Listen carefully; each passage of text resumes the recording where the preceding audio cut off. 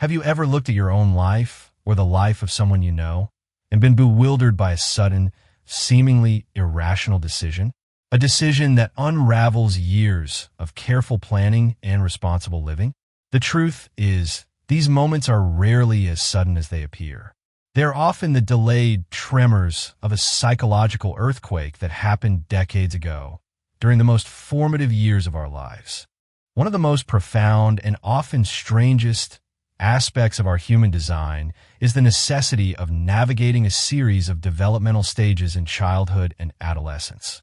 Think of it as constructing a building.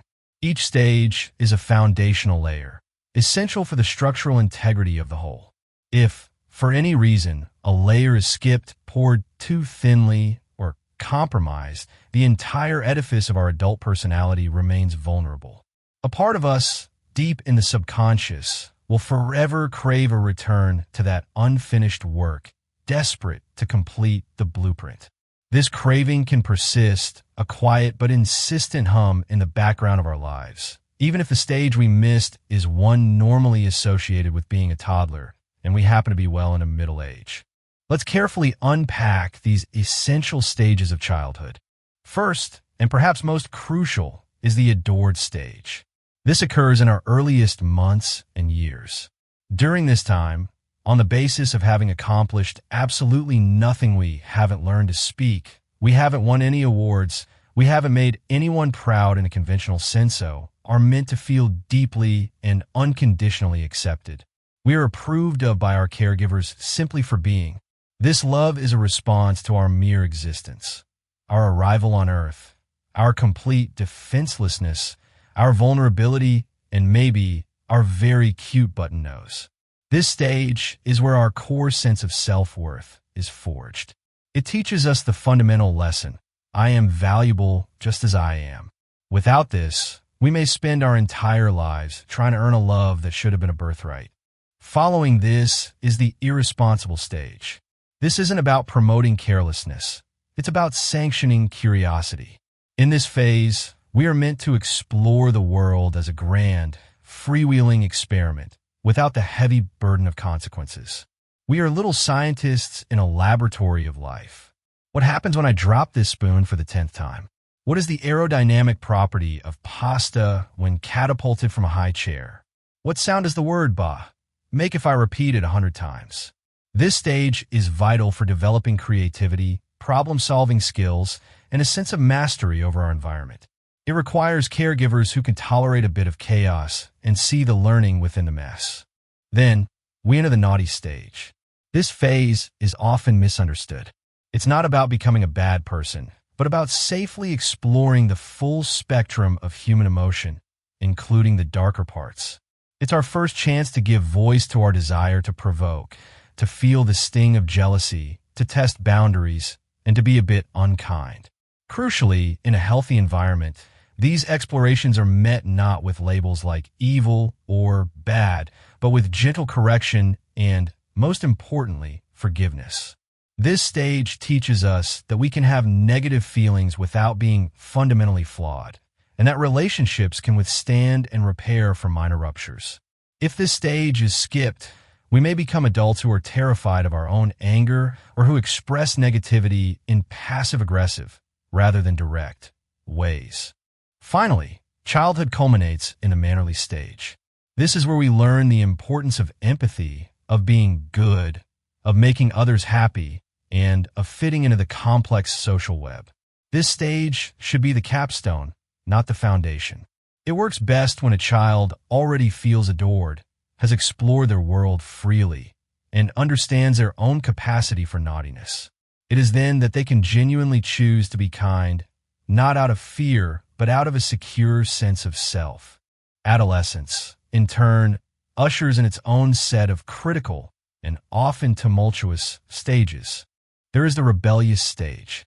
This is the moment we are meant to metaphorically and sometimes literally shout at our parents, declare we never wanted to be born, and question every conceivable form of authority.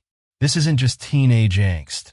It is the essential, messy work of forging an independent identity. It's the process of separating our own values, beliefs, and desires from those of our family of origin. A healthy rebellion requires parents who are sturdy enough to withstand the storm without withdrawing their love, allowing the adolescent to push against something solid and, in doing so, discover their own shape. This is often intertwined with the sexually exploratory stage. Here, we are given license to discover our burgeoning sexuality, find out who we are, what we desire, what our boundaries are, and what intimacy means to us. It is a crucial period of self-discovery that informs our capacity for healthy romantic relationships later on. To enter a lifelong partnership without having navigated this stage is to make a commitment without knowing a fundamental part of oneself, a situation ripe for future dissatisfaction and regret. These experiences ideally lead to the responsible stage, where we find our vocational calling, submit to the rigorous demands of higher education or work, and learn to accept the necessary limitations of adult life. Following this, we enter the emotionally committed stage, where we choose to exchange the broad pleasures of exploration for the profound, complicated, and deeply rewarding pleasures of a committed union. The great difficulty is that the successful unfolding of every single one of these stages depends on a good enough facilitating environment. But life is rarely perfect. A parent's depression or anger, a family divorce, the illness of a sibling, or intense financial pressure can rob a child of the psychological space they need. A child might be forced to become a premature caretaker, a little adult who is praised for being so mature, effectively skipping the irresponsible and naughty stages entirely. We can end up responsible before we've been rebellious, or emotionally committed before we've had a chance to explore. For many years, the consequences of a missed stage may lie dormant. We build a life, we achieve things, we appear successful, but our psyche keeps a perfect record. Eventually, the incomplete stage will force itself to be heard, often erupting at the most inconvenient times and at the cost of seriously upending our lives. We can state a general principle of psychological life. No stage that has been missed will ever truly leave us alone until it has been acknowledged, honored, and its lessons integrated. If we try to suppress it, it will torment our minds and bodies until we finally pay attention. This explains the otherwise stable, 42-year-old lawyer who suddenly abandons their family to join a commune, desperately seeking a freedom they never had. It explains the octogenarian who files for divorce, finally admitting a lifelong ache to be held and adored for who they are, not for the role they played. It explains the 67-year-old who begins shouting in their garden at night, venting a lifetime of unexpressed aggression that was never permitted in their childhood home. We sometimes joke about wanting to go back and be a baby for an afternoon. This is more than a jest. It is a profound psychological truth. Parts of us continually ache to sample what we were denied. So what is the path forward? The first and most courageous step is to recognize and name the missing stage. It requires looking back with honesty and compassion, and perhaps mourning the childhood we needed but didn't receive. Then, the work is to find the least dangerous and most constructive way of sampling its essence in our adult life. This doesn't mean acting out destructively. It means conscious integration. If you miss the adored stage, it might mean learning self-compassion, seeking therapy where you can experience unconditional positive regard, or intentionally building friendships based on mutual acceptance, not performance. If you miss the irresponsible stage, it might mean taking up a creative hobby with no goal in mind like finger painting, dancing wildly in your living room, or singing off-key simply for the joy of playful expression. If you miss the rebellious stage, it might mean learning to set firm boundaries, to say no without guilt, and to respectfully question assumptions in your workplace or community.